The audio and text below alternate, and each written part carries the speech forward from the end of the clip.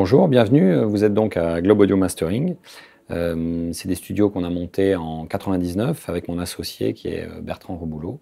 Au départ, on faisait surtout de la prise de son, du mix et on avait une petite cabine de finalisation.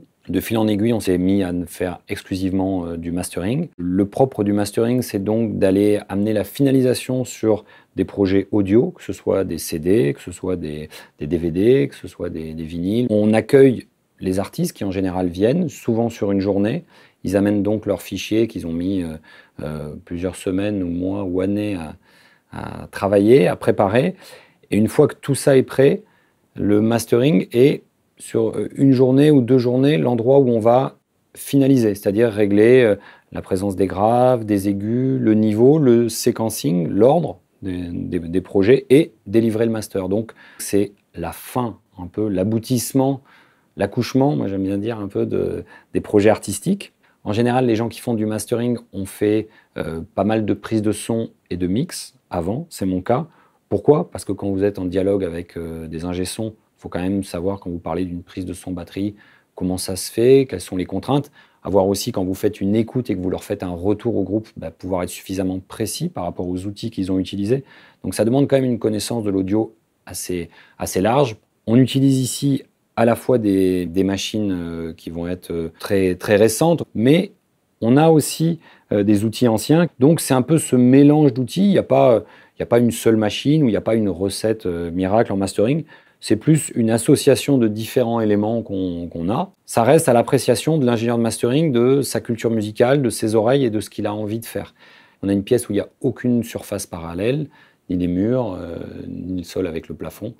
Et donc, on est dans ce mélange à la fois technique et artistique pour avoir les meilleures qualités d'écoute. Ok, mais je vais vous expliquer maintenant ce que j'ai fait sur le titre Road 88.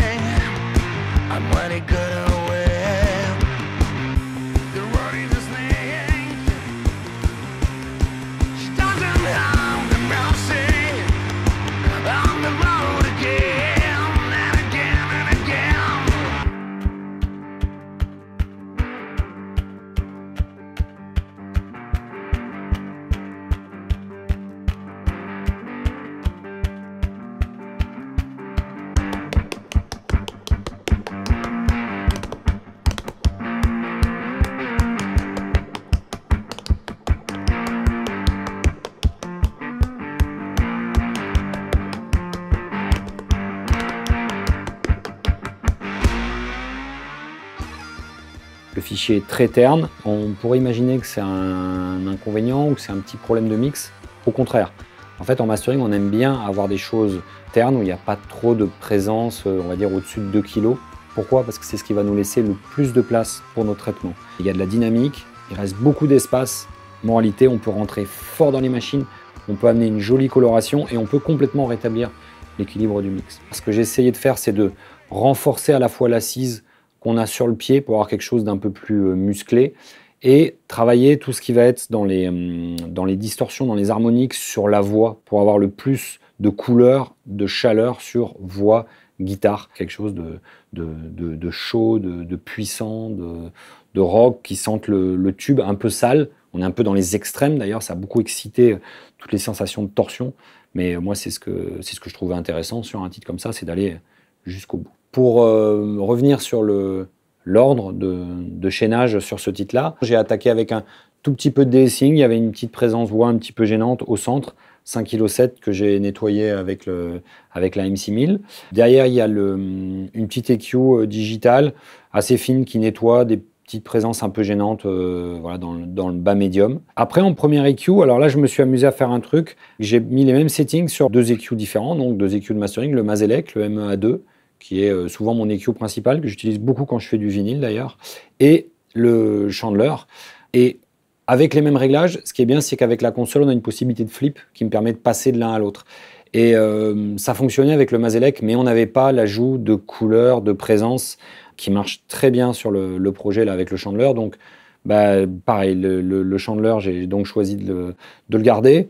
Après, petit travail de de-essing dans le MDS2 et un petit multiband avec le MLA4, mais là c'est juste un petit contrôle sur la bande médium, la bande extrême aiguë et sur le grave.